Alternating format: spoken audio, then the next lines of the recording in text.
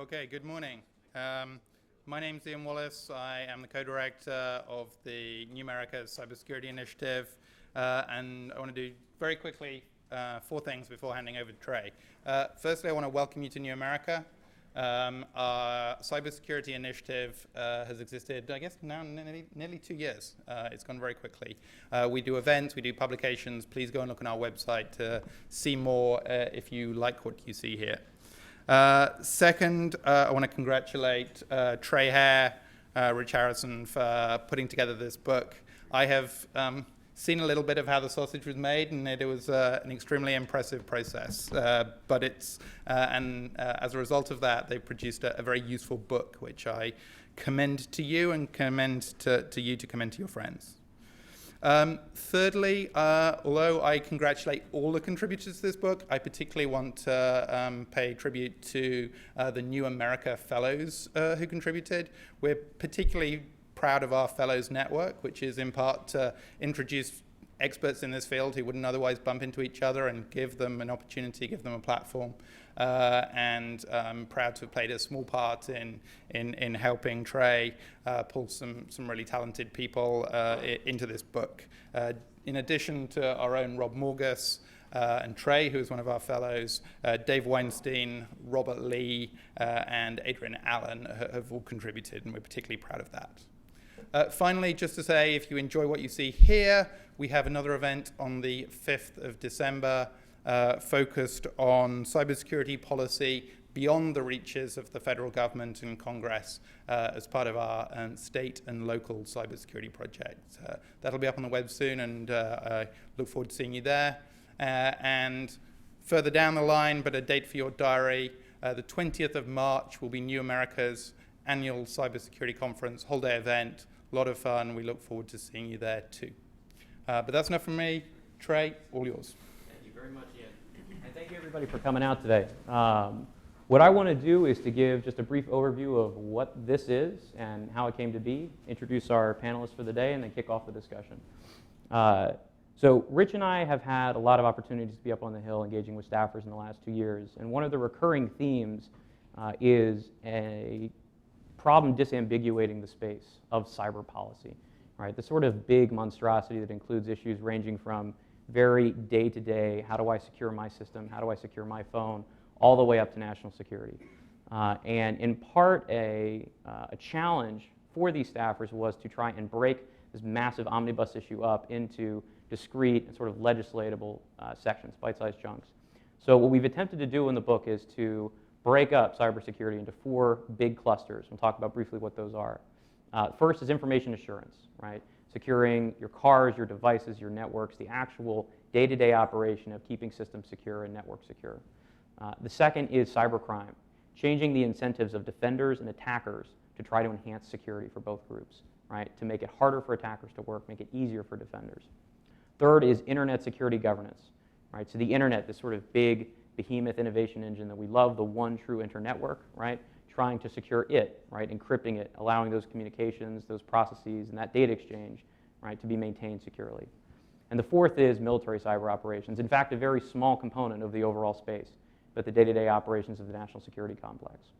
So what we've attempted to do in this book is to take those 4 sections, provide an introductory chapter, and then 4 specific policy issues within each for a total of 16, to act as a sort of agenda for the next administration and the 115th Congress, to provide them a summary of some key issues that they're going to be looking at dealing with post-CISA, right? An agenda of sorts for next legislative, regulatory, and executive action. What we're going to do today is talk a little bit about this public-private partnership problem, right? Something that's stymied legislative action, stymied policy in the cybersecurity space for a long period of time, but in fact is a lot less complicated than it's often made out to be. So what we want to do is break into this idea of balance between the private sector's responsibilities and the public sector's authorities, right? How do these two complement each other rather than working against each other? So to do that, we have some authors from the book. Josh Corman here is head of the Cyber Statecraft Initiative at the Atlantic Council, and with Bo Woods, who is hiding in the back, worked to produce a chapter on auto cyber safety standards. We can talk a little bit more about that. Jane Chong, who's deputy managing editor at Lawfare, wrote a chapter on software liability, the process of assigning potentially liability to software vendors for security holes or software vulnerabilities in their products. Next to her is Rob Morgus, who, as you heard, is a a prominent deputy here at the New America Cybersecurity Initiative, wrote our chapter on cyber insurance, the process of assessing and transferring risk from companies as part of their information assurance cycle. And then last, we have Sasha Romanosky of the RAND Corporation, who wrote our chapter on data breach insurance, which I promise you will be one of the most exciting and prominent issues to be taken up by the next Congress, in part because it is so practical. Right? So what we're going to do today is talk through these issues, try to open up a little discussion about the silos that the swimming channels that these issues sit in, and then take some questions from you. But to start off, I'm going to hand it off to Josh. Thank you. So I'm Joshua Corman, as you said, Director of Statecraft Initiative at the Atlantic Council as of this April. But a lot of the work that went into this chapter by myself and Bo Woods is based on work we did from a volunteer grassroots initiative focused on public safety and human life in the Internet of Things, IamTheCavalry.org. We wrote on our first birthday, August 1st, 2 years ago, a 5-star cyber safety framework for connected vehicles in an open letter to all the automotive CEOs, essentially saying that modern vehicles are computers on wheels. You're masters of your domain and have been making cars safer for 100 years. We're masters of our domain. Now that our domains have collided, we will be safer sooner if we work together. We offered this framework of these 5 ready postures towards failure as a way to bring together multiple stakeholders in the ecosystem, the automotive makers, the insurers, the buyers, the tier 1 suppliers. It's a very rich and complex ecosystem, and we needed to have a common vernacular and a common set of topics instead of just saying we're doing security, in this big, vague, vacuous way. That catalyzed a bunch of collaboration and convening. We tried to accelerate these things. We knew that eventually we would be safer. We'd have some sort of failures we'd learn from, but if we could put some scaffolding in to be ready for failure, then we'd have much better outcomes. The 5 things, when I'm explaining them to my neighbor, are if all systems fail, tell your customers how you avoid failure. Tell third-party researchers you'll take help avoiding failure without suing them. How do you capture, study, and learn from failure? How do you have a prompt and agile response to failure? And how do you contain and isolate failure? There's much fancier names for these things like safety by design, third-party collaboration, tamper-evident forensically sound evidence capture, security updates, and segmentation isolation of critical systems from non-critical systems. And the basic argument to industry was that there's a certain defect rate per 1,000 lines of code, regardless of what the code is or who wrote it. And if you look at something like a Windows XP operating system, there's about 10 million lines of code. And many of you know how frequently you have to update your operating system due to security issues. It could be a dozen or more per month. In contrast, modern vehicles have 100 million lines of code. And while the attack surface is different, we're not updating a couple hundred security defects in our cars per month. In fact, many of them never get updated, nor are they capable of being updated if they had to be. So with these primitives we want to put in place, it's not simply the presence of software, it's also the fact that we've added a range and variety of remote attack surfaces to these things. For some time we've had software, but we added tire pressure sensors, Bluetooth for your cell phone, satellite radio, GPRS, 4G LTE Wi-Fi hotspot standard in all Chevy vehicles, and now third-party app stores where these vulnerable, unreliable software apps are running in the same memory space as the radio, and those can do things on the same network like shut off your brakes, kill your engine, deploy your airbag while you're driving, etc. And while these things may have sounded theoretical when we first wrote the 5-star cyber safety framework, since that time there have been many public demonstrations of hacking of these vehicles, some of them without any physical contact required. And as we see this, we have this very delicate balance because we want to encourage the use of new technologies to make cars safer, on the one hand. We want to get to autonomous and semi-autonomous vehicles. On the other hand, any exotic hacking incident that causes a crisis of confidence could shatter my mother-in-law, my neighbor's desire to trust these newer connected vehicles. And as something that is such a large part of our GDP, it's something we should not be cavalier about. If you saw on Monday, the National Highway Transportation Safety Administration finally published their long-awaited guidelines on cybersecurity for vehicles. And if you've ever heard Administrator Rosekind speak, he refers to the fact that there's nearly 100 US citizens per day that lose their lives in automotive accidents. And that is why he and his administration have been so focused on reducing human error that contributes to these deaths by getting to semi-autonomous and autonomous vehicles as fast as humanly possible. They've been very bullish on this.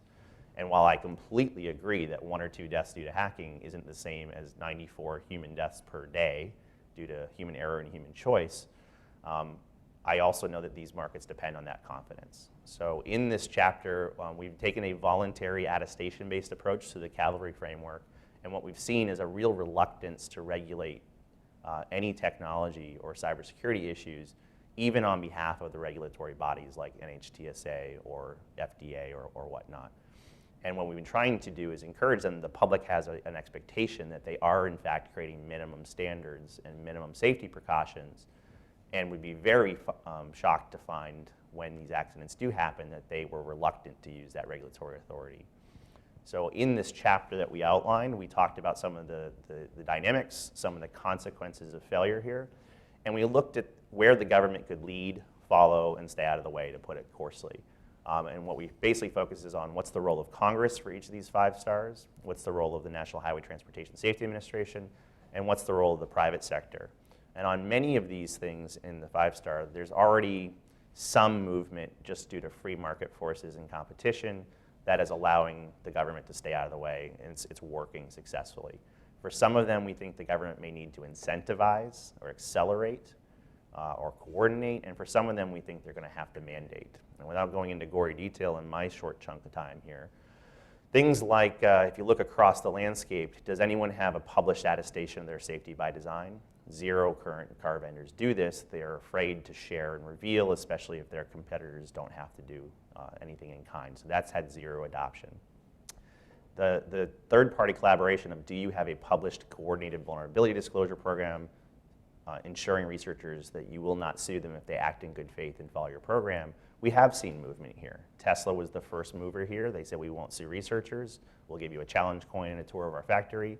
Later, they added a $1,000 cash prize for bugs, and now they have up to a $10,000 cash prize for bugs. And they see the value of learning about these failures from willing allies before they manifest in the field and shatter confidence. This spring, General Motors, offered a coordinated disclosure program without cash prize, a fairly robust program, and they're the first traditional automaker to do so, and have been had tremendous success in that. The rumor is that within the first 48 hours, they had over 100 submissions. Double-digit were not previously known to them, and 3 or 4 were pretty serious. So that kind of instant feedback loop validates the necessity of that, and that word is spreading to other automotive makers who may do so.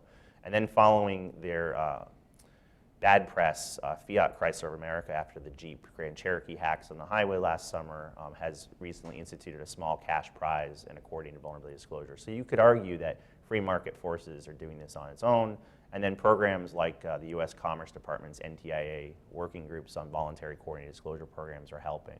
But when you get to things like a tamper-evident forensically sound evidence capture, what the OEMs will tell you is, we will never do this until everyone has to do it and there's a consistent standard, for a whole bunch of good reasons we outlined in the chapter. Things like secure over-the-air updates become really important so that you can respond quickly and comprehensively to any sort of cyber threat to these vehicles. And there's been very lumpy, inconsistent adoption of this. We think it could be incentivized, if not mandated. And then lastly, with the segmentation isolation to separate critical systems from non-critical systems, that one's a thorny one that's probably going to need some additional incentivization or task force or whatnot. We also wanted to add 2 more things beyond that, which is number 1, even the notion of having a mandatory label to at least explain what you do or don't do against those 5 stars could be a free market force, a free market choice enabler. And lastly, because the government purchased so many vehicles for themselves, we encourage some sort of look at minimum purchasing standards for GSA for fleet vehicles such as DHS Border Patrol, Secret Service vehicles, state and local municipalities, as many of those cars come from the exact same vulnerable pool. And while we've talked a lot in the chapter about automotive cyber safety, we also have an equivalent in things like medical with our Hippocratic Oath for connected medical devices. And the overall framework of 5 stars for failure are broadly designed to handle any IoT, including those smaller consumer devices that took down large chunks of the internet on Friday. So with that, I will yield the rest of my time to the rest of the panel. But thank you. Thank you, Josh. So I want to shift gears a little bit. Pun totally intended. Josh, I worked really hard on that, so I hope you appreciate it. Very good. I want to take more of a bird's eye view on software security writ large with a focus on the problem of vulnerabilities. Now, I'm going to structure my discussion around ostensibly the relevant question, which is, should we hold software vendors liable or in some way accountable for insecure software? Now that sounds like a reasonable question, and that's how it's usually framed, but I'm going to actually pick apart that question and explain why it's unhelpfully broad. I'm then going to move on to some simple ways we can organize how we think about and talk about software accountability mechanisms. So I'm going to begin by making a mess of the liability question. I've seen whole wars fought online about whether software liability is a good idea without anyone participating in the battle clarifying what kind of software are we talking about here, what kind of liability or accountability mechanisms do we mean. And that kind of imprecision is problematic for two reasons. First, commercial software is a huge category of stuff, for lack of a better word.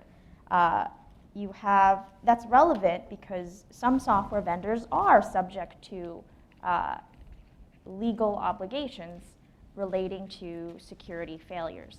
So obvious example is software as a service. That's any cloud service where the company centrally hosts the software applications and customer data.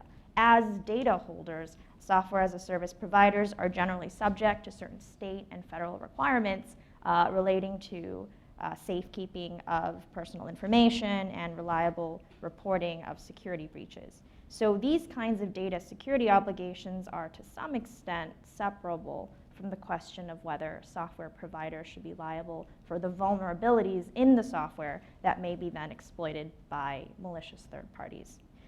And this brings me to the second problem with the software liability debate. We generally don't spend a lot of time defining up front what kind of liability and accountability mechanisms we're talking about. For example, you could be talking about having an agency like the FTC currently bringing enforcement actions against companies for shoddy coding practices. And you can define shoddy tightly or loosely, and that makes an incredible difference. Or maybe you're talking about giving ordinary end users like you and me a clear pathway forward when it comes to suing companies individually or by class for specific things like failure to patch in a timely manner. My point here is there are a lot of ways to calibrate vendor liability and accountability, and so I encourage you to be very skeptical when you hear someone claiming in really general terms how terrible liability would be for the software industry as a general matter. So you may now be thinking, okay, fine, it's complicated, so how should we think about these concepts of software liability and software accountability? And I'm going to take that as my cue to clean up the mess I just made. Very roughly speaking, you can think of software accountability as a 2x3 matrix. There are two general strategies we can employ to encourage or compel the development of more secure software. And they can be deployed at, very simplistically I'll say, 3 different phases. By two strategies, I just mean carrots and sticks, incentives or penalties. So a classic incentive would be a tax break for, say, companies that have clearly adopted secure coding practices of various kinds. And again, you can define that tightly or loosely. A classic penalty, on the other hand, would be a regulatory fine, such as one levied by the FTC for a company whose software suffers what we deem to be an unreasonable vulnerability as a result of poor coding practices. So we can introduce these carrots and sticks at what I will call the pre-product, product, and post-product stages. By pre-product, I just mean the industry can adopt or the government can impose standards and baselines to guide the software development practice before deployment. I think innovation and pressure in this realm is really the critical path forward, and you have innovators like Josh here who are leading the charge. Alternatively, you can make companies liable not for the process by which software is developed, but by reference to the product itself. I'm talking about what the industry fears and is often talking about when they talk about liability, and that's holding companies responsible for the vulnerabilities themselves. For certain vulnerabilities that you find, hey, you get a penalty. I think for reasons that might already be obvious to people in this room, why an option like that, at least standing by itself, is highly unattractive. For example, if you think that vulnerabilities, including critical vulnerabilities, are to some extent an unavoidable part of any sufficiently complex software product, you're probably going to be against penalties for vulnerabilities, period, full stop. And finally, after software is deployed, you could have various back-end measures either voluntarily adopted by companies or imposed upon companies. And this is usually where the liability discussion sort of hovers. I'm talking about patching requirements, disclosure requirements, funding of bug bounty programs. These are great and very popular with many companies, but unfortunately, they're limited in a number of ways. One such reason they're limited is they often rely on a lot of end user cooperation. So obviously, making a patch available in a timely fashion is of limited effect if users overwhelmingly do not apply the available patch. So you can see why these so-called phases that I've outlined for you are interconnected. By that I mean you can make back-end maintenance type requirements so expensive that companies now have the incentive to invest more in secure coding practices on the front end. Whatever the approach, I think the best way to improve software quality based on what we're seeing on the market is to focus on raising the costs for companies of deploying products with clearly preventable vulnerabilities. Existing methods like agency enforcement actions brought by the FTC for unreasonable vulnerabilities in software is an obvious way to impose penalties, but I think we should start seriously considering more robust or sweeping mechanisms for calibrating liability and how much vendors care. So for example, you could theoretically institute a tax on all software vendors of a particular size and then implement tax breaks, generous tax breaks for companies that affirmatively adopt best practices. So I've just covered what I hope is a helpful framework for thinking about vulnerabilities and for thinking about how all the pieces of the panel fit together here. And during our discussion, I can talk a little bit more about the legal and market failures that account for what we're seeing on the market, but I think this is where I stop and hand it over to Rob. Great. So where the liability question seeks to shift some risk from the end user to the actual vendor of the product, I'm going to talk about insurance, which seeks to essentially shift some of the risk or the liability off of the end user to a third party. I'm going to sort of go through a few things here, try to keep it relatively high level because there's a lot that you can talk about and there's a lot of weeds you can dive into.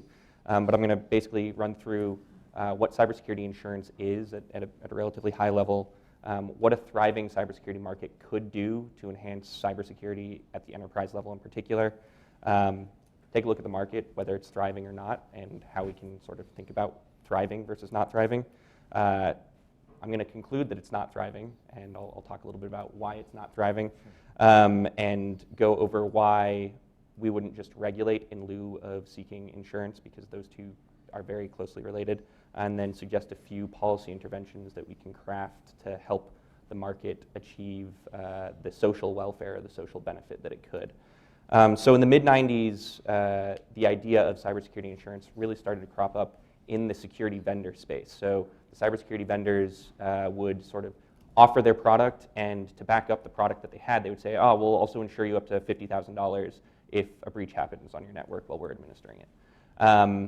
In 2000, AIG came out with the first cyber-specific product, and it began to metabolize from there. A major turning point in the history of cybersecurity insurance, as I see it, is actually in 2011 when Sony's PlayStation network had a major breach, and their general corporate liability insurance, which is the insurance that just about every company has to cover exactly what it sounds like, their general corporate liability, was deemed not to cover the cybersecurity incident that happened on their network. So they were held liable for the damages caused from the leak of PII, essentially. This led to a heightened demand and a realization in industry that general corporate liability is not covering cybersecurity breaches, and therefore we need to look into ways to shift that liability. Cybersecurity specific policies began to pop up. There's an argument right now to be made that even though there are products, and some in the insurance industry would like to say that the market is thriving, it's not. The limit for coverage is still relatively low, although it's gradually creeping up. And the premium, the amount that the insured pays the insurers, is usually pretty high. Not necessarily prohibitively high, but high. In addition to that, the product that the insurers provide doesn't quite match with the demand of industry. So in general, insurance is broken up into first-party coverage and third-party coverage. First-party coverage is essentially the coverage that you, so think of a homeowner with, in a big snowstorm. Say the snowstorm collapses the roof, the homeowner insurance covers the damages to the homeowner of that of the cost, essentially, of repairing the roof, any other damages that were caused. Third-party insurance would cover the architect and the builder who built the roof. So say the homeowner said, well, no, the roof's shoddy and I'm suing you now. A third-party insurance for that architect would then potentially back the architect up, pay for the legal cost, potentially pay a portion of the actual damages that are found if that suit holds. In cybersecurity insurance, first-party coverage comes in a number of forms, and I did, for this chapter, in fact, did a bit of an analysis based on whatever policies I could find open source. So most of the insurance companies are publishing at least one, maybe two policies that they have. Event/incident response. So this is the cost of responding to the incident. So bringing in the digital forensics, figuring out what happened, potentially rebuilding the system. About 80% of the insurance policies available today cover event and incident response. Extortion, which is what it sounds like, often tied to ransomware. So we're holding your network for ransom. We've encrypted all your data. We'll give you the key if you pay us. Insurance in 65% of the plans will cover the cost of extortion. There's a question about whether you actually want to pay that ransom, but that's a different conversation. Business interruption, which is again what it sounds like.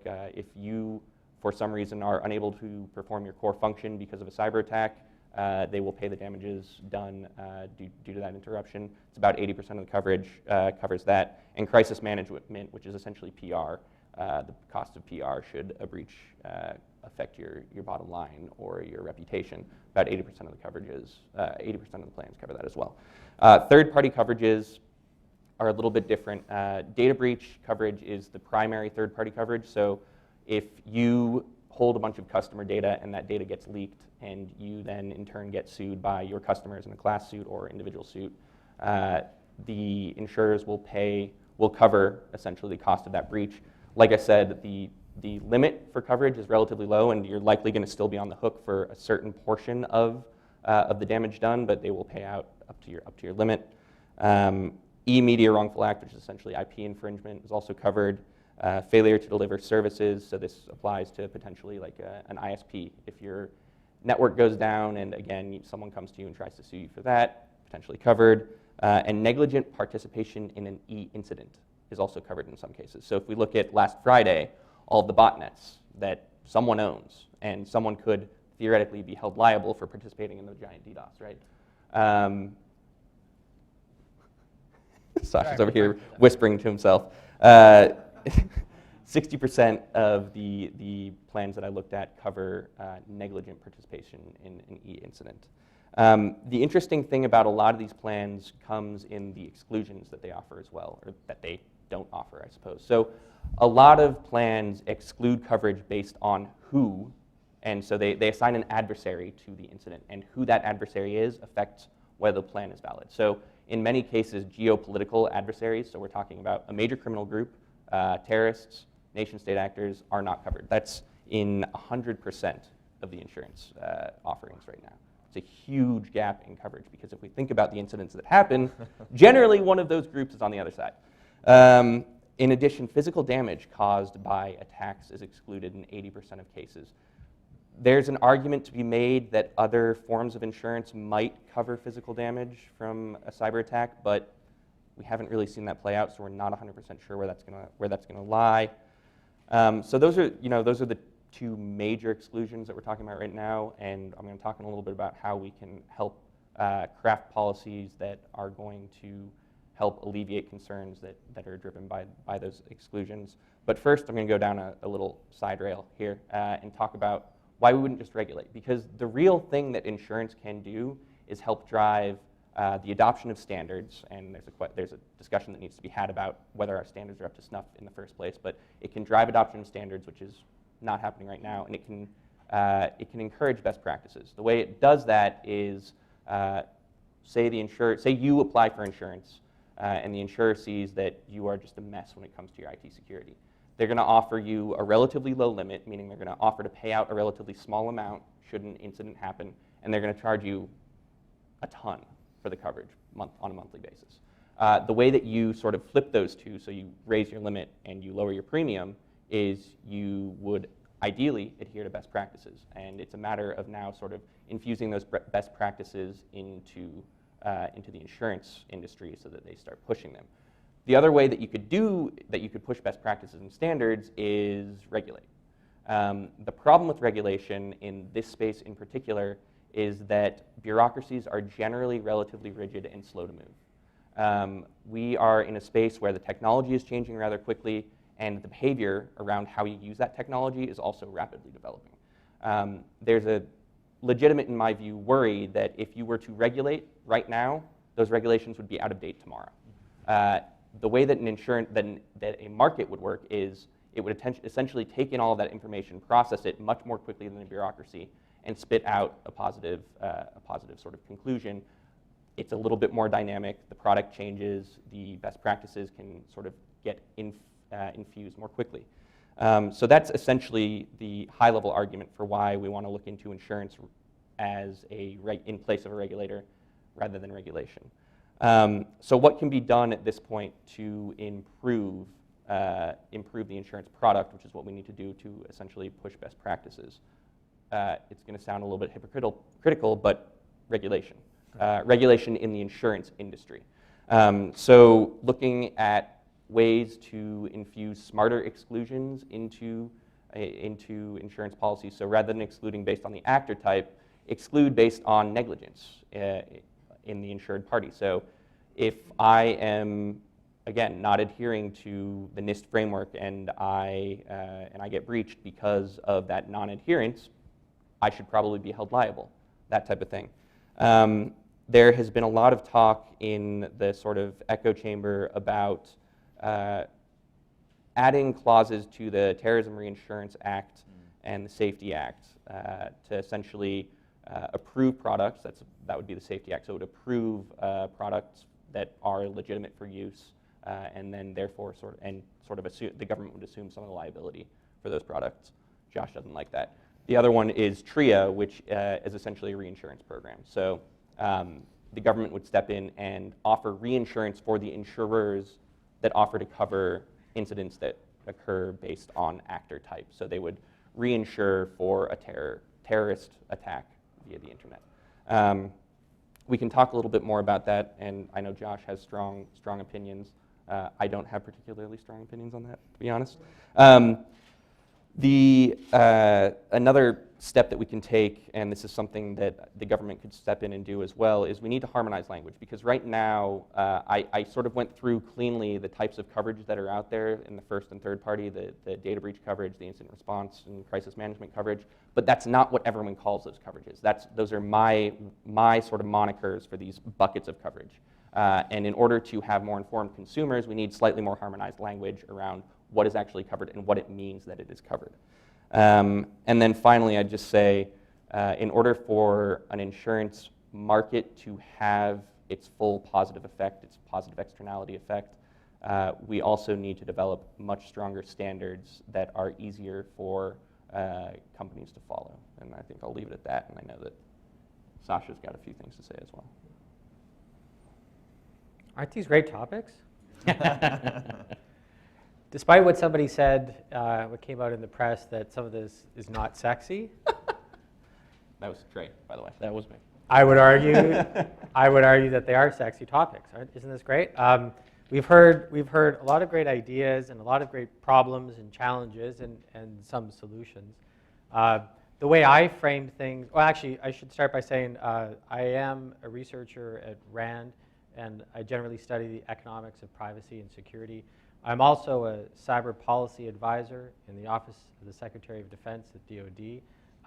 But I need to say that my comments here are my own, not those of RAND or the DoD. So with that said, what I have written about and the way I frame things are in terms of different kinds of policy interventions related to security and privacy. So I see ex ante prevention, ex post liability, and information disclosure. So the ex ante prevention is regulation, is applying compliance or regulations, statutes, in order to prevent something bad from happening in the first place, like fire codes, like any form of regulation that you might think of.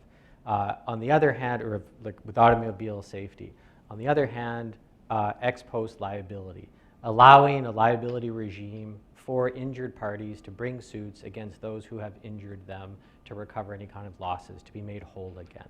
And there's a very interesting discussion, I'm sure you're all aware, of different kinds of regulation in the security space, PCI compliance and Sarbanes-Oxley and GLBA, and then in terms of litigation related to these data breaches and other kinds of privacy harms. And we could talk all day about that. And then in the middle is information disclosure, which is kind of a corrective mechanism, right? You empower people, you notify people that some potential accident has occurred, and you allow them to take actions to mitigate any kind of harm.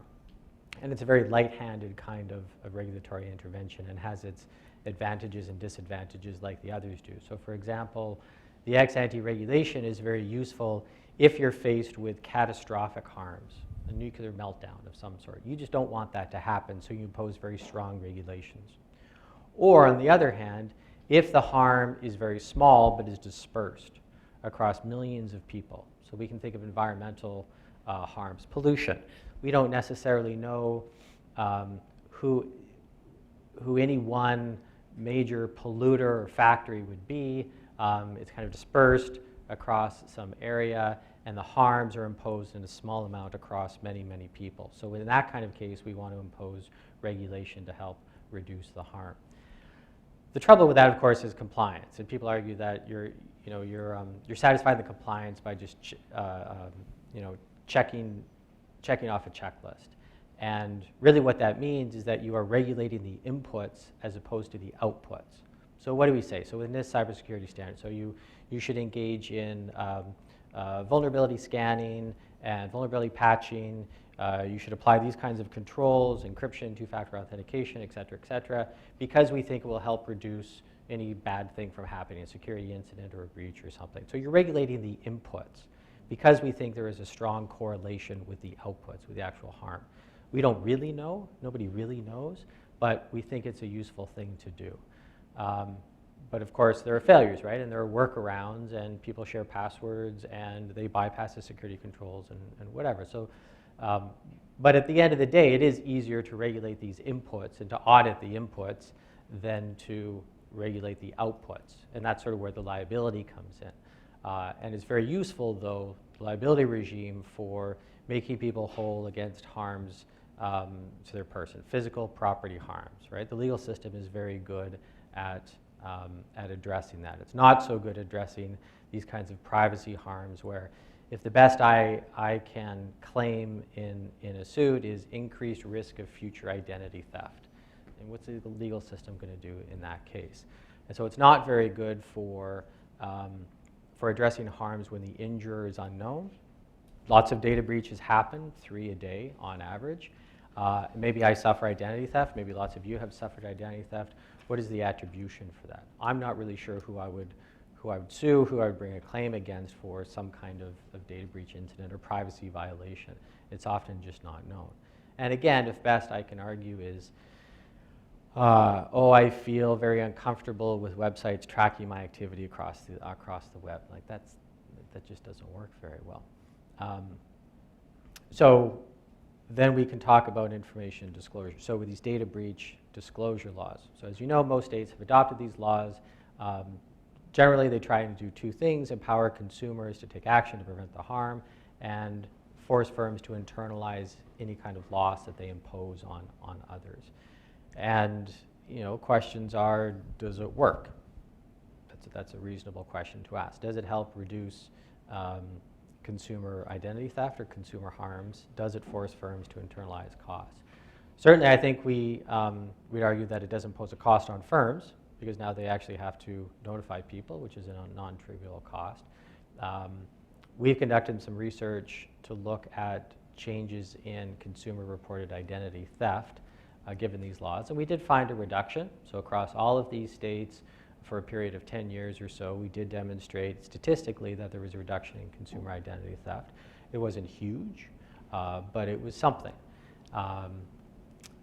Disclosure has an unfortunate problem that it speaks to or relies upon humans, which isn't great, because now we are getting to the world of psychological biases and heuristics, right? These notices that we get are really only useful if we can understand them and if they're actionable to us and if we do something about them. I don't think I would be going out on a limb too much to, if I were to ask you all, once you receive these notices, what did you really do with them? Did many people ignore them? Did you take action yourself? Did it really affect you in any kind of material way? Now, maybe that wasn't the purpose. Maybe not every notice needs to really change your world to be effective, but it is still problematic because, look, we're busy. We have, we're competing there's lots of other things competing for our attention, and a disclosure notice isn't great. There's always an argument that with user awareness, if only we were to notify more people, to tell them about the vulnerability of their systems, how they would patch, that they would take appropriate actions. And I think we've just seen this kind of fail over and over, which isn't to say that it's never good, and I'm certainly a believer in notification, but it's a hard thing to do, I think. And a lot of what I spend my time thinking about, again, are incentives. Finding incentives, finding ways to incentivize firms to improve, for consumers to take action and reduce their harms. And this gets into part of my work recently has focused on the cost of data breaches. And I think this is an important issue because if the costs are very high for firms, if they really are feeling a big suffering a big burden from these data breaches, then that would suggest that maybe there isn't much of a need for policy intervention, that really they are bearing the cost, and they will take actions to prevent these things.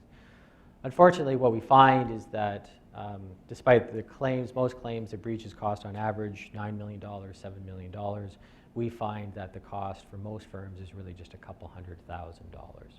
We look at the median cost, not the average cost. So this is saying, what do most firms lose, right? If you line them all up in a distribution, what do most of them lose? And the answer is less than a couple $100,000. And that's important because it means that, look, at the end of the day, if they're only losing a little bit of money, then they just don't have the incentives that a lot of people think that they should. Is that data set controlled for the size of the company as well? Yes, I control for the size. Well, the data set isn't, but the regressions are. So yes, the analysis is. And then we can talk about insurance, which, if anything, is super sexy. I think cyber insurance really is. I never thought I'd be saying that, but it really is. It's super fun. So we heard a lot about the coverage and what they include, what they don't include, and the exclusions. I think that's pretty great that there's an exclusion for an act of war, right? So if you're a firm, you purchase these policies, and a country is attacking you, then the insurance company isn't going to cover the losses. I mean, that's too bad for you, but I think it's neat that a country would be attacking you. And of course, there's a reason for that. It's because these policies are born out of errors and omissions and property and casualty, right? And so the world of property and casualty, there are exclusions because if a country is bombing you, the insurance company, you know, we can't cover the whole city. And that's, again, that's too bad, but it's kind of fun. If you read the policies, I mean, they have a list of 30 or so terms. It's acts of war, civil unrest, insurrection, and it just goes on and on and on. It's really great. But anyway, the policy isn't just the coverage itself. The policy, as I see it, and we're conducting some empirical research on policies now, made up of 3 parts, you could think of it. The coverage, what is covered, what is not, which we heard all about. The application, so you don't just get this automatically. The insurance company has an interest in assessing your risk. And the way they do this is to provide you a form, a self-assessment form. Do you have this kind of control? Do you have that kind of control? Do you apply with this framework? How many IT staff? What kind of data? How many consumer records? And on and on and on. And ostensibly, they do this because they are able, with their master wizards, to assess and differentiate the risk of any given insured. I don't think they are able to do that. In my conversations with carriers, they're not able to do that, but that is the purpose of the application itself. And the reason that's important, even if they aren't able to infer anything from it, is that that does speak to how insurance carriers understand risk and how they price risk. What kinds of questions are they asking and what are they not asking? So we're looking at a bunch of these policies to try and understand more about that. The third part are the rate schedules. How exactly are premiums determined? What is the algorithm used? And so again, we've got a bunch of policies and we're looking at these different components. And they generally break up into 3 parts. One related to properties about the company itself, as you would expect. And the question is, how much cyber goes into pricing insurance policy? Is it a little bit? Is it a lot? What kinds of properties are really used? And that speaks to the applications and the questions I referred to. Second is the industry. So which industries pose the greater risk? They have a way of figuring this out. I can't determine for the life of me how they've gotten there, but they have these tables. And that is actually one thing we'll be able to check based on some of our other data. And the third part are just standard insurance-y kind of questions. If you want higher limits, then you're going to have a higher premium. If you want a lower deductible, you're going to have a higher premium. If you've ever had if you've got a history of events, you're going to have a higher premium, stuff like that. But I think there's some really interesting analysis to be done to figure out sensitivity analysis, essentially. Where are these different components how do they combine to affect the premiums of these policies? And it's super interesting.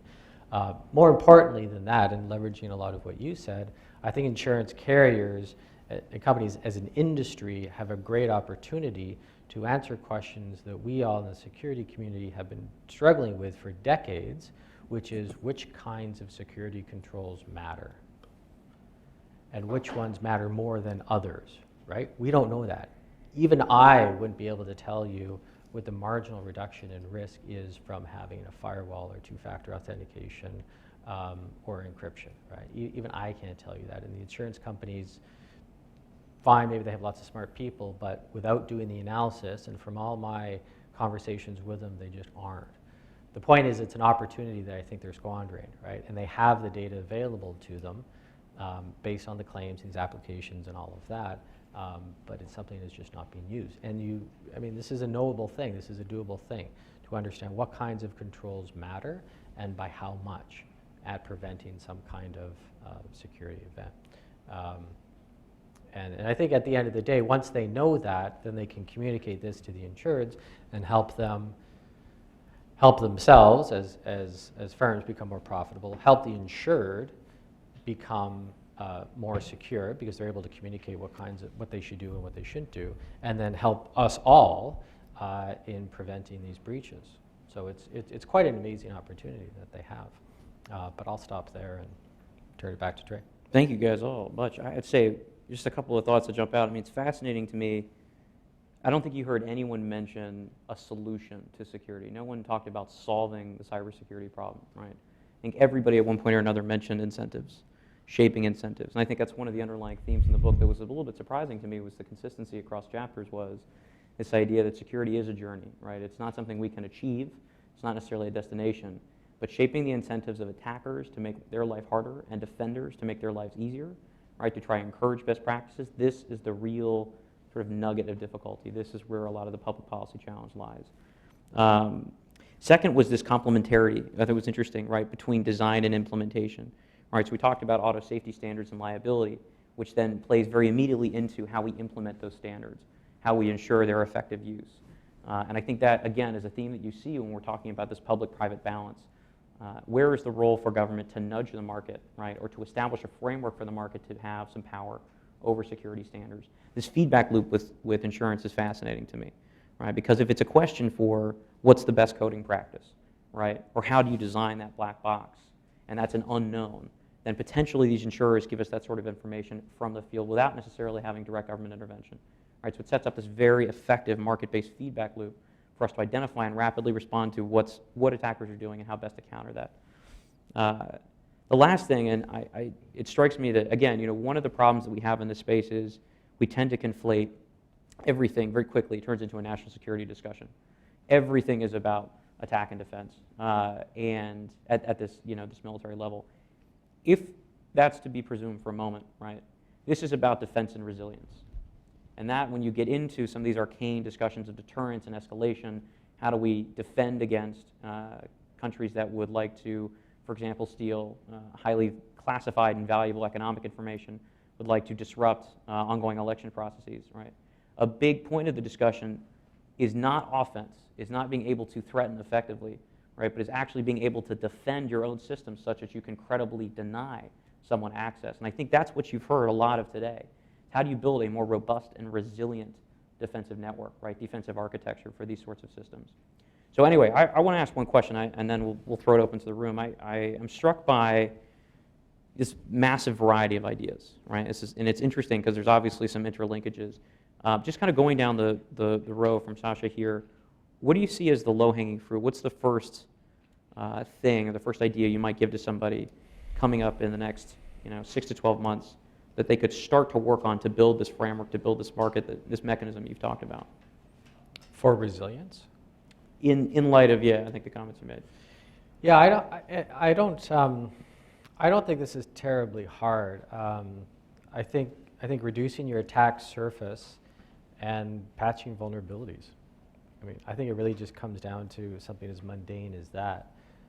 Shutting off all the systems that you don't need to have running, reducing the IP space, publicly available IP space, and just patching your stuff. It's pretty tedious, and I know it takes a lot of coordination and project management, just straight up, but I don't think it needs to be. I think if everyone were to be able to do that at a reasonable level, I think we'd be in a lot better shape. It's not magic. I think a lot of it comes down to that.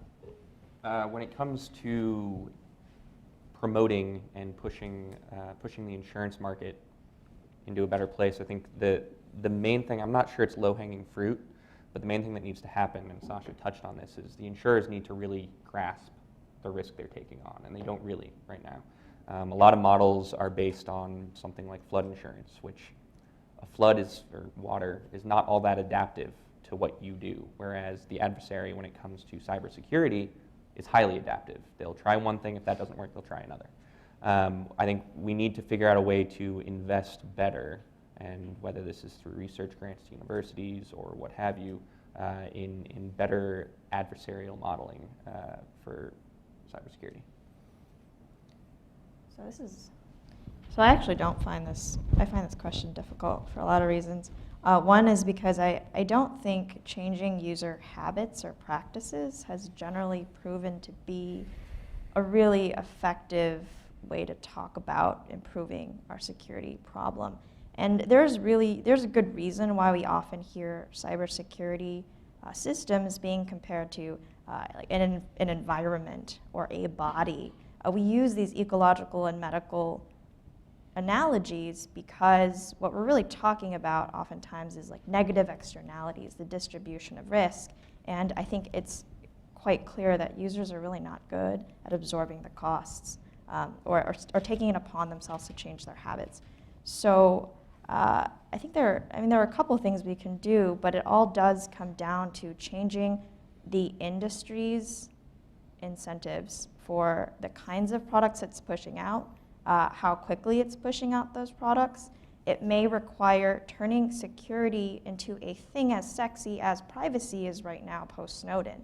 And I mention that because I think there are interesting small things the government can do and has done to try to make security a thing that companies affirmatively tackle. So for example, there's been a lot of talk about this testing lab that Mudge, this husband-wife team, Mudge and his wife Sarah Zacco, have started up where they're essentially grading software.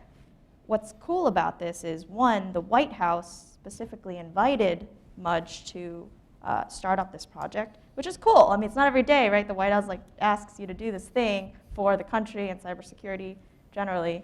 And so things like that, where the White House or the government is able to reach out to specific actors in the field and encourage the creation of a system that will hopefully make companies, once they have, for example, grades, we all get spurred on by grades, right?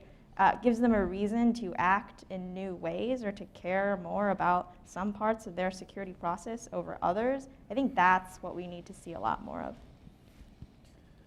I mean, I talked about cars, but I think where I start with cars pivots to maybe some of the remarks made by the other panelists.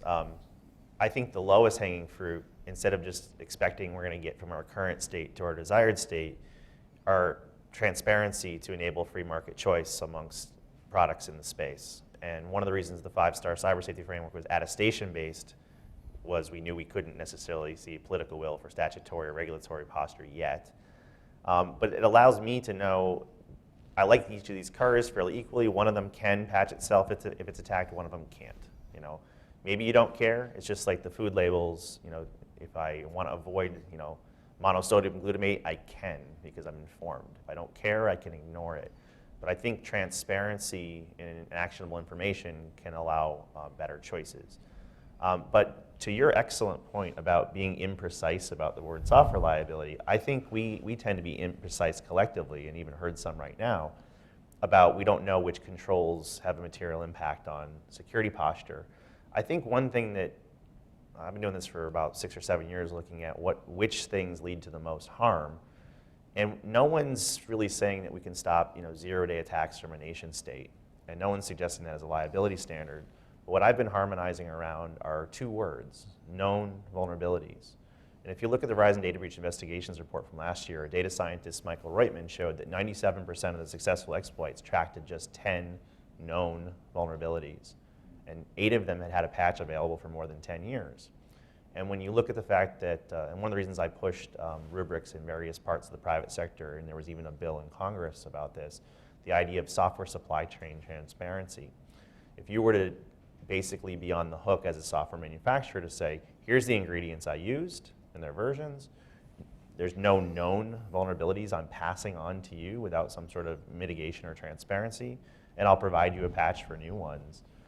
You just said yourself, patching is a good thing, and it would stop most of these attacks. Now, that's not going to fix all of our problems, but if we're looking for low-hanging fruit, avoiding 10-year-old known vulnerabilities seems like a decent place to start for some sort of standard of care. Yeah.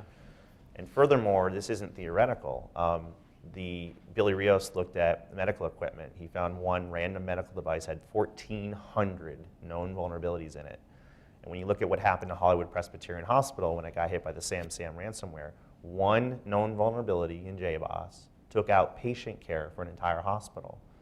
And if there's 1,400 known vulnerabilities in an average medical device, this is where our public safety, national security, crisis of confidence moments come. So while we could enhance and evolve these liability rubrics, these insurance rubrics, these best practice rubrics over time, I think the elephant in the room, one place we like to say, how to eat the elephant one bite at a time.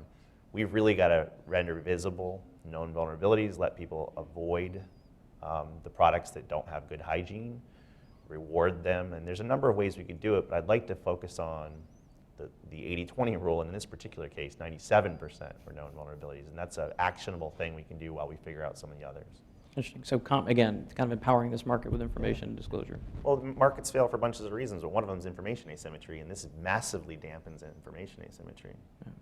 Isn't it true, though? So, Josh, you're talking about, generally your examples have focused on embedded software, and to be fair, like that's where we're moving, right? The Internet of Things for all things. I actually feel like as technology progresses and as we have more stuff in the cloud, and as software applications are the ones that say holding our data, or as we have conventional products that are embedded with a computer brain, I think we probably will naturally see less resistance to holding companies liable for, say, preventable vulnerabilities or not patching them. Wouldn't you say that's probably going to naturally happen as catastrophic incidents become more common? Well, the short answer is we haven't seen anything yet motivate that to naturally happen, so I'm highly skeptical it will naturally happen. The second thing is if you wait for high consequence failures, you already experience the deleterious effect or the crisis of confidence that could affect large parts of the economy. I was just at HHS Task Force yesterday. 80% of the hospitals are small and medium, and they have 0 security staff at the small and medium. So 80% of our groups just don't have anybody at the helm. And I already told you the rough hygiene of those devices. Someone said the healthcare industry is 20% of our our GDP. So if people are now afraid of certain types of modern care, won't take insulin pumps, there's a very high cost to that crisis of confidence moment. And if we wait for that, yes, we can correct, and catastrophic failures may cause corrective action. We're looking for the scaffolding that can be done to reduce the likelihood or total impact of those catastrophic failures. So there is a waiting model, but if we could actually economically model this out, what's the cost of proactive action and what's the cost of reactive? And I'd also grimace at something you said earlier. I think in general it's true that because technology moves so quickly, it's obsolete by the time the ink is dried, which is not an argument against regulation, it's an argument against brittle regulation. Something that says you shouldn't have known vulnerabilities at the time you ship the product could be evergreen, right? So let's look for the ones that are evergreen and resist regulating things that are too dynamic, but maybe focus on the things that can be more static. And this highlights kind of an important distinction, right? There are multiple domains which are complementary in that they are all software, right? But their application space is so radically different as to require some very specific discussion about context. So industrial control systems in an electrical power station, right, are going to look different, require a different set of solutions than a car, right, or an embedded medical device, or an enterprise software application. And one of the, it's interesting, Angela McKay from Microsoft, who runs our global policy team, was talking a few weeks ago and was emphasizing that they felt that a lot of their software was moving to a software as a service model. Part of the advantage to that she emphasized was the ability to control the patching process, not relying on individual users, right, to click a button and to allow for a patch. Already, how many of you in the room are Google Chrome users? Right? You'll notice Chrome updates independently of you, right? You've been taken out of that loop in many respects. That's potentially a model using Jane's framework, right, of kind of post-product solutions where these companies are attempting to avoid a liability framework by taking some more of that control back. But I think it's definitely a discussion that's going to evolve. I want to open up the room, actually, for questions, see what you guys have to say. So if anybody has one, there's a microphone here on the left side. Oh, and by the way, the fact that nobody patches is actually potentially still good news to the manufacturer, because if they supply the patch, but their customer failed to apply it, they may not be liable for that. Right. Here in the back, yes. Hi, I'm Chris Jagran from the Congressional Research Service. You spoke today a lot about the use of incentives, but recently we've seen the government more interested in pursuing the sticks. So the FTC is bringing cases against companies, and that's been their avenue for pursuing changes in this space. So I was wondering, what do you think might need to happen to kind of shift that paradigm from the government pursuing the sticks and pursuing carrots? Is it an event in the cybersecurity space? Is it a change in administration? They're just going to be interested in funding that? And is that a posture that you think would be more effective for the government to pursue? Is the stick a good place for them to go, and other elements of the economy might pursue the incentives, like the insurance market? I would just say that one of the reasons why the sticks are so attractive at this point is because we're not 100% sure how to sweeten the carrots, essentially. Sweet carrots. Yeah, Mm. just a little bit of sugar. Novels. We don't really know how to craft, and the topic I talked about. We don't really know yet how to craft an insurance market that will thrive insofar as it produces the positive externalities that we want. That's about what I would say at this point. That's why we're leaning towards sticks. I mean, Well- go ahead. No, go ahead. The example you used of the FTC, I mean, that's what they do. They hold a stick, right? They're enforcing consumer protection. I would say that I've seen some carrots. Suzanne Schwartz of the Food and Drug Administration in the post-market guidance draft this January, I think it's pretty close to being finalized. Instead of requiring coordinated vulnerability disclosure, she phrased it, I'm going to paraphrase here. She said, if a device manufacturer has a coordinated vulnerability disclosure program and they mitigate their issue within, I think it's 30 days, and they participate in an ISAO, then they don't have to get recalled. So it's basically, recalls are incredibly painful, they're stigmatized. So she's created a carrot-shaped stick of sorts. And no one has to do this thing, but she's trying to make the easy thing happen to be the safer thing. And that's clever, and we're encouraging behavior like that. And then similarly, if you don't like the stick, in self-regulatory models stave off government regulatory models. And I think one of the reasons there's so much discussion, I don't know if you guys have been paying attention, the Presidential Commission on Enhancing Cybersecurity, 5 cities' testimonies, the one that Sarah Zatko and I did was very focused on food labels, software liability, minimum hygiene standards for IoT.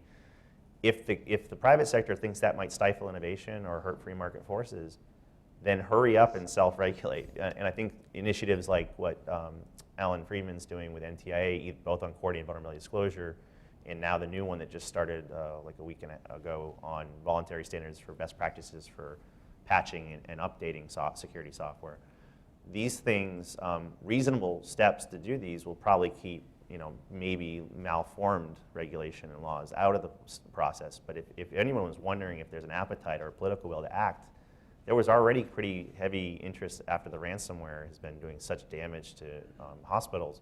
But moreover, after last Friday, where the old trope is if we regulate software, we may stifle innovation and hurt the economy. But Friday is an example where a lack of minimum hygiene standards for generic IoT is going to stifle innovation and hurt the economy. And if those get bigger and more prominent, sometimes the cost of inaction is greater than the cost of action. So I already heard people talking about pulling SOPA back out of the woodwork. I don't know what it has to do with that topic, but people may regulate in response to public fear and anxiety or large interruptions to revenue, and that's all the more reason to do this. I keep saying, in fact, we've started a software liability analysis to look at the economics of it, the liability of it, the legal issues of it, the cybersecurity aspects of it. And one of the things I've been saying to multiple stakeholders is if you love the idea of software liability, a real fresh comprehensive analysis must be done, and that's why we're doing it. And if you hate the idea of software liability, a fresh and comprehensive analysis needs to be done, and that's why we're doing it. So if anybody has been researching this topic, we're coalescing many different aspects and stakeholders to see what the total arguments would be, at which point and by which criteria do some forms of your rubric make sense. Just to hop on with 2 really quick points. I know I use the carrot and stick framework, but if you really think about it, carrots and sticks really are a matter of how you've set the default. And that's why we're talking about carrot-shaped sticks, right? If you have, for example, like a default tax that's on all software companies of a certain size, then I guess the tax could be construed as a stick. And then when you're exempted from the tax because you've implemented certain best practices, it's a carrot, right? So we've turned our status quo, which is right now, let's say, not very much liability, not very much economic burden, incentivizing companies toward improving their software, that has suddenly become a carrot under this paradigm. So there are ways to shape our framework depending on what we think the industry or users would better respond to. And a second point, really quickly, that I've now forgotten. So I'll come up with it later. I was going to give a shout out to Commerce for their private sector engagements. It's not quite a stick-shaped carrot or a carrot-shaped stick or whatever we're talking about, but it's not. But it speaks to that, right? And even even NIST cybersecurity framework, right? Like that's a good step. I think there was also a bill that was proposed to provide an incentive, a tax incentive for companies for adopting cyber insurance. I don't know where that sits. Maybe somebody here knows. But I think that's definitely incentive. And maybe actually that speaks to a really great point overall, is that maybe there should be more incentives created. Whatever that looks like, maybe more effort should be spent on finding incentives, finding more carrots, juicy, sweet carrots.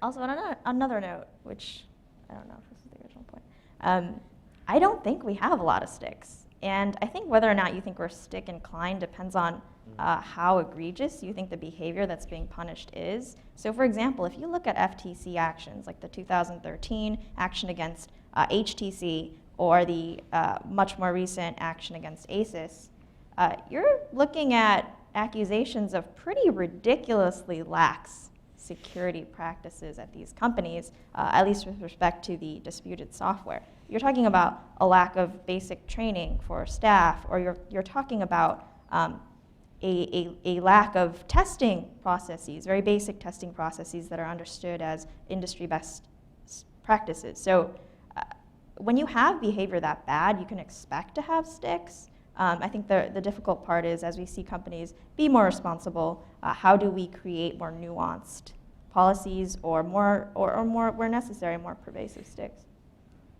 Sticks and carrots. Yes, you're in the back.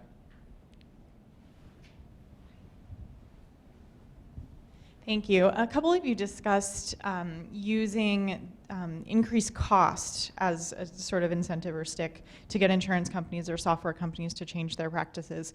I'm wondering if we could talk a little bit about who is doing a good job or a better job understanding what those costs of breaches really look like. I think, to your point, I mean, it's all a matter of where we are on the scale, right? So we've got to hit a certain number. In each company has to understand what that number is for themselves as to trigger action. My sense is that there's just simply not a lot of transparency around the overall burden and the cost of the breach. So can we talk a little bit about that? Well, like everyone's looking at me. What did I do? As our data breach guru. What kind of self-respective researcher would I be if I didn't plug my own work? So in a paper that just recently came out, it speaks to exactly that. What are the costs of breaches, and where do they lie, and how much are they, and how are they separated across industry? What does litigation look like? Are trends increasing or decreasing? There's a lot of that in there. Now, it's only based on the data that we have available to us, which is public data collected from a single corporation, but it's their business to collect events like these. And as far as I know, they have the best set available. So I can speak to you later and send you the paper. You can read it and let me know if you have any other questions about that. I'd just say quickly, there's an incentive problem here as well, because someone doing that research, so the insurance industry, for example, is doing a lot of that research and doing a very good job relative to what's going on because they have access to other data. The problem is that that data is super duper valuable, and therefore it remains proprietary. So what Sasha's doing with open data is, I think, extremely valuable to try to push that message out and be a little bit more pervasive with it. Whenever I hear this question, I want to flip it, because those are trailing indicators, and these breaches are mostly caused by known vulnerabilities. And when you look at the source of those known vulnerabilities, it's not they wrote their own little homegrown thing. Most of these are known vulnerabilities in commercial off-the-shelf software. When we looked at my last job, we looked at thousands and thousands and thousands of commercial applications, and 1/4 of their software building blocks had known vulnerabilities in them. So when we're getting things, one of the ways that I had a bank executive screaming at me recently. He goes, so we're buying this stuff. There's tons of vulnerabilities in it. They're not responsible to tell us what the vulnerabilities are. They're passing risks on to us blindly. We have to buy security products to shield against those vulnerabilities. We still get breached anyhow, so we have the cost of failure. And then I got to buy insurance against this. Why am I paying all these different ways for stuff that they're passing blindly to me? So instead of necessarily looking at the Ponemon studies or your numbers on what's the cost of failure,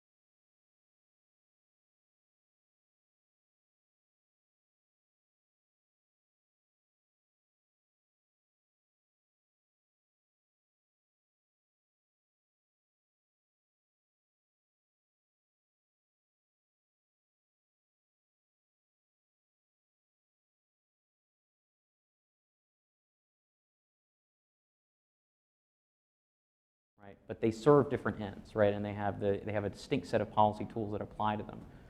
One of the things that's intriguing listening to this commentary, right, is, again, I think as a researcher, is there is a lack of data here. And in some cases, even just generating public policy discussion around these issues, even if it doesn't actually turn into implementable policy tools, right, or any kind of regulatory changes, can really help the research community in trying to drive attention to these sorts of problems, gather data on them, and improve our ability to grasp these problems. So I think even if there is not something that gets done, right, just bringing these sorts of things to the fore and generating discussion around them makes it a lot more feasible for us to actually do good work on that. Other questions? Yes, here inside.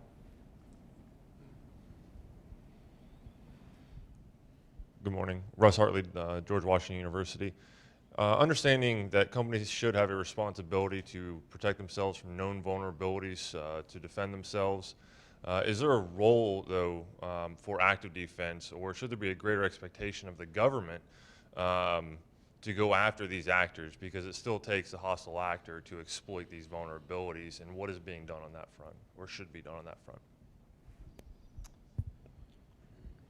There's the Atlantic Council, even prior to us coming, has been very consistent in saying we are out of balance between our investment in O versus D, right? Offense versus defense. And even at the Health and Human Services, one of our recommendations back to Congress when we're done in March is going to be that some of these hospitals cannot defend themselves, and we need somebody in something like the defensive aspects of Cyber Command or NSA to get a little more attention to the domestic soft targets, right? A lot of our critical infrastructure and our life and limb exposure is privately owned and operated, but they can't really police themselves. We have police in our town, we have different forms of protection that we depend upon. So there's an argument that we need to bump up O. But I think part of bumping up O is you can either have a whole lot more people trying to defend indefensible things in isolation, or you can do both, right? You can get rid of the low-hanging known vulnerability through and shield things in a more tenable way. Because right now, it would be very cost ineffective to just try to defend all this indefensible stuff. Every day we're adding more of these IoT devices with hard-coded passwords, known vulnerabilities that are 12 years old. And they're on the same information superhighway. I hate that expression, but it works really well. And these cars that are breaking down or swerving and crashing into others are disrupting the flow of traffic and commerce right now. So if we're going to increase the defense, which we have to, it can't just be that solution. Not that you're advocating for that, but there's going to have to be a thoughtful ratio of investment. Other comments? One of the things that's interesting about this, right, is that even though there are two sides to the discussion, I think we would agree that the investment, right, the scarce investment dollars that we have are already kind of out of whack. And there's a much greater need on the defensive side, as Josh points out, right, to be offensive in defending indefensible software, right, trying to counterattack against indefensible software doesn't necessarily make sense. And we're so far behind in this defensive side that having a larger discussion about pursuing attackers isn't necessarily valuable yet. And I think it's one of those things that is going to come up more frequently, but just having the basics down, right, the basic security hygiene and defensible protocols and practices is a big part of that. Other questions? I would also just say Yeah. transnational law enforcement exists, and they're working on it. That's a good point, right? So shout out to them. It's not like we're not doing anything. Yeah. But. While he's waiting for the mic, right now, any little script kiddie or any random network traffic can cause harm. If we do raise hygiene enough, then you'll only have to deal with the nation states.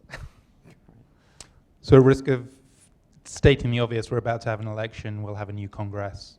How do we take some of this analysis and turning it into something that is practical and impactful in the course of the next couple of years? So I'm going to go down the line from Sasha. Well, I think one of the things that struck me from today is when we speak about regulation, and people are critical of regulation that it hinders innovation, and that may be true. I don't know if there's a lot of evidence for that anyway, but where I kind of see the innovation is maybe with different kinds of regulation, or at least different kinds of incentives. So traditionally, it's liability and it's taxes. Right? These are kind of the big sticks, I guess. But we see bug bounty programs. Mm-hmm. That's kind of a new thing, right? It's very fashionable now, but it's a way of finding vulnerabilities and acting on them. We see challenges, grand challenges at a high school level in different kinds of conferences, right? Different people get together either to find vulnerabilities or hack systems or whatever, but the notion of a challenge is relatively new, and I think is kind of a cool way of addressing things. I don't have a lot of other examples, so this is a bit of a half-baked idea, but I think I'm seeing different, and what we've spoken about here is an innovation regarding incentives. And maybe where an opportunity could lie is to find other kinds of ways of incentivizing firms or consumers or students or whomever to improve all of our stuff and prevent attacks. And maybe there's some work to be done there, some thought to be put into different ideas that could help out, that aren't traditional taxes and statutes. Yeah, I think Sasha touched on the incentives pretty well, and I think we do need to align incentives, but we also need to know a little bit more about how effective what we're incentivizing. This is like beating a dead horse at this point, but we need to know a little bit more about about how effective what we are incentivizing is, and that comes down again to sort of Sasha's research and the insurance, potentially the insurance market. And this is sort of a half-baked idea, but one thing we have to think about is how deliberate are our choices about, for example, what regulatory bodies have control over what. So for example, I know it's surprising to some people to hear that the FTC is bringing these enforcement actions and is a major player when it comes to deciding what constitutes reasonable software security. You would imagine that's something that you would want a dialogue among agencies, or you would want for the public and the industry to know there's like some central software czar that coordinates with various agencies, so you don't have, you know, our transportation safety issuing cybersecurity car-related guidance as it did recently, but then have the FTC over here talking about what constitutes reasonable software. It's pretty confusing, I think, for anyone inside the space, much less outside the space. And so I think what we need to do is think about how do we consolidate and create productive and fairly simple, I know simple is ridiculous when you talk about bureaucracies, but simple ways for these agencies to coordinate in a way that makes the standards they're applying obvious and transparent to regular people.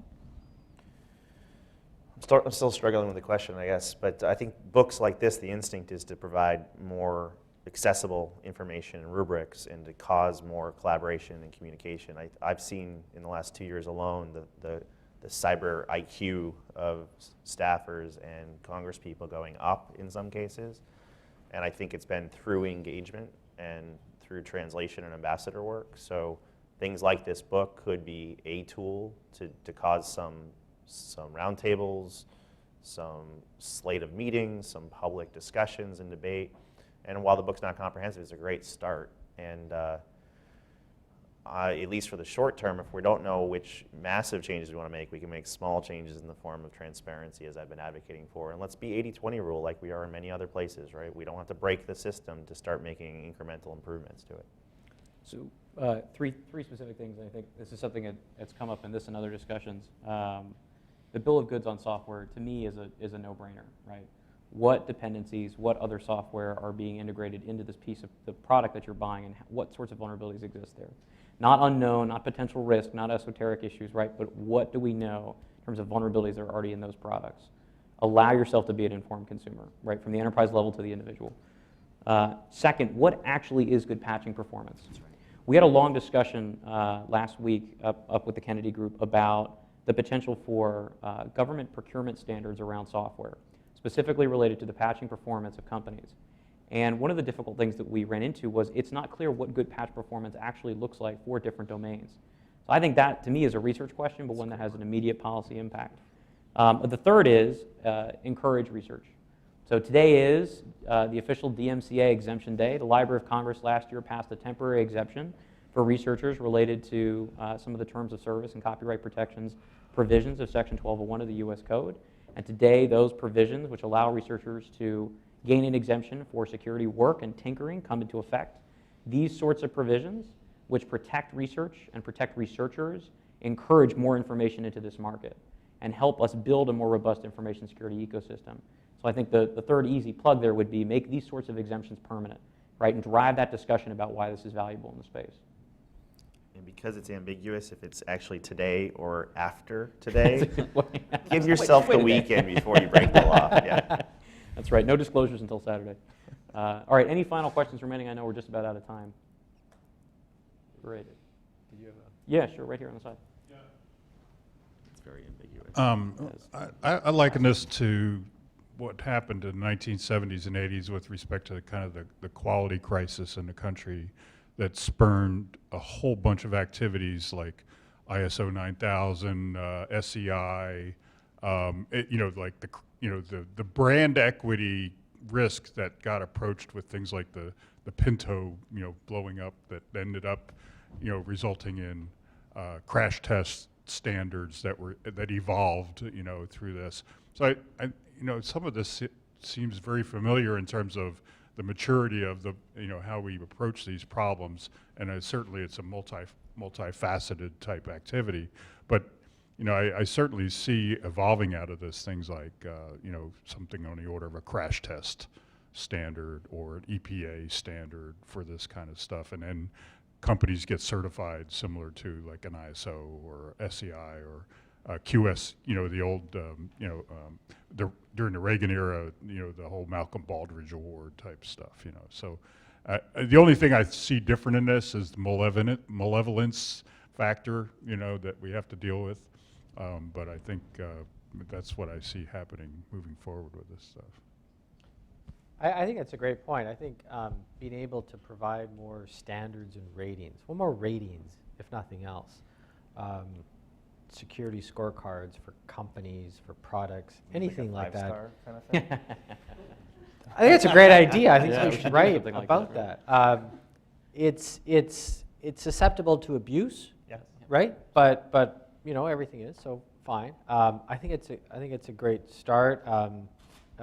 Certainly this has existed with websites, right? These security seals, which I don't know, maybe work, maybe don't work, depending on who you ask. There are a bunch of companies now. In fact, I think we could agree that there is a market now for this kind of thing. Companies like BitSite and Cylance produce, or at least scan the internet or buy different data sets to try and examine and then score what you might think of as the digital exhaust of a company. So the more malware that's spewed, the more spam, the more botnet activity, whatever, that's spewed out of the IP space of a company, you could argue is a function of their security practices and their overall risk. So they do create a scorecard, essentially a risk rating for these companies, and then sell that to lots of people. And I think that's a good thing. I think that's valuable, and I think it's to what you're speaking. The more of that, the better of it, the more accurate, the more robust, I think would be super. And don't forget, Mudge has the CITL, which is the Cyber Independent Testing Lab for software binaries. The actual Underwriters Laboratories has a CAP, or Cyber Assurance Program, initially on medical and industrial controls, where they do the three things I'm after, right? The bill of materials, known vulnerabilities, patching, but I also do static analysis, dynamic analysis, fuzzing, and pen testing. Great. So it's not going to be cost effective for consumer electronics, but for larger medical equipment, people like the Mayo Clinic expect that as an indicator of something that's worth them looking at. Yeah. Well, I appreciate you all coming out today. You can find more on the book itself at cyberinsecuritybook.org. It is also there available for purchase down at the bottom. We want to give a round of applause to the panelists, and thank you guys for coming out.